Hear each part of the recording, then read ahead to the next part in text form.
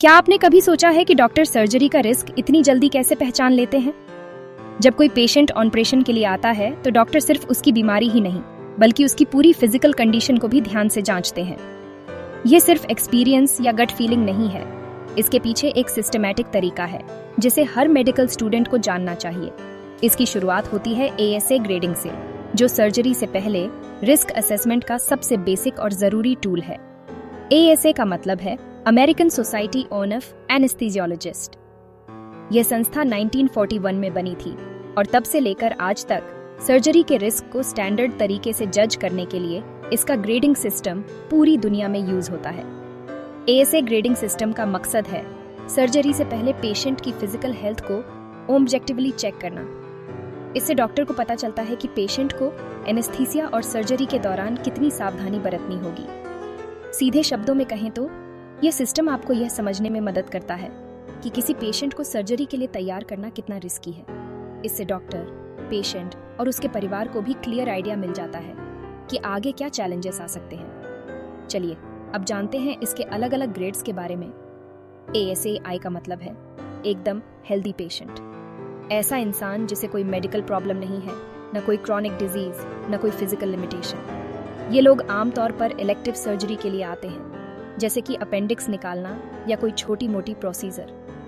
ASA 2 में आते हैं वे पेशेंट्स जिन्हें हल्की फुल्की बीमारी है, जैसे कंट्रोल्ड डायबिटीज, हाइपरटेंशन या फिर रेगुलर स्मोकर। इनकी बीमारी इतनी सीरियस नहीं होती कि डेली लाइफ पर असर डाले, लेकिन फिर भी डॉक्टर को नोट करना पड़ता है।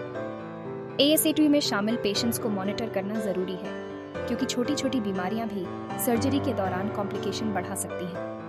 ASA 30 उन पेशेंट्स के लिए है जिनकी बीमारी अब डेली लाइफ को इम्पैक्ट करने लगी है, जैसे अनकंट्रोल्ड डायबिटीज, हार्ट डिजीज या फिर कोई क्रॉनिक लंग कंडीशन। ऐसे पेशेंट्स को सर्जरी के दौरान और बाद में ज्यादा केयर की जरूरत होती है। ASA 30 में रिस्क बढ़ जाता है क्योंकि पेशेंट की बॉडी पहले से ही स्ट्रेस में होती है। ASA 8 की बात करें तो यह उन पेशेंट्स के लिए है जिनकी हालत जानलेवा है, जैसे हाल ही में आया heart attack, advanced kidney failure या फिर severe liver disease. ASA patients की सर्जरी बहुत रिस्की होती है और इनमें से कई को ICU में एडमिट करना पड़ता है। ASA उन पेशेंट्स के लिए है जिनके पास सर्जरी ही आखिरी उम्मीद है, जैसे मल्टीपल ट्रॉमा, रप्चर्ड एन्यूरिज्म या फिर कोई ऐसी कंडीशन जिसमें बिना सर्जरी के पेशेंट का बचना नामुमकिन है। ASA में पेशेंट की हालत इतनी क्रिटिकल होती है कि बचने के चांसेस बहुत कम होते हैं, लेकिन फिर भी सर्जरी ट्राई की जाती है। ASA एक स्पेशल कैटेगरी है। यह सिर्फ ब्रेन डेड पेशेंट्स के लिए है जिनका ऑन ऑर्गन डोनेशन होना है। ASA का इस्तेमाल सिर्फ ऑन ऑर्गन डोनर्स के लिए किया जाता है ताकि ट्रांसप्लांट टीम को पेशेंट की कंडीशन का पता चल सके। अब सवाल उठता है, आपको इसकी परवाह क्यों करनी चाहिए? चाहे आप मेडिकल स्टूडेंट हो, नर्स हो या OT टेक्नीशियन, ASA ग्रेडिंग आपकी प्रैक्टिस का बेस है। ASA ग्रेडिंग न सिर्फ सर्जिकल रिस्क बताती है बल्कि एनेस्थीसिया प्लानिंग, डॉक्यूमेंटेशन और OT व ICU में क्लिनिकल डिसीजंस को भी गाइड करती है। इससे पूरी टीम को एक जैसी लैंग्वेज मिलती है जिससे कम्युनिकेशन आसान हो जाता है। इसलिए अगर आप हेल्थ केयर में हैं तो ASA ग्रेडिंग को समझना और याद रखना आपके लिए बहुत ज़रूरी है। ये आपके पेशेंट की सेफ्टी और आपके प्रोफेशनल ग्रोथ दोनों के लिए फ़ायदेमंद है। अब बात करते हैं एक आसान ट्रिक की जिससे आप ASA ग्रेड्स कभी नहीं भूलेंगे।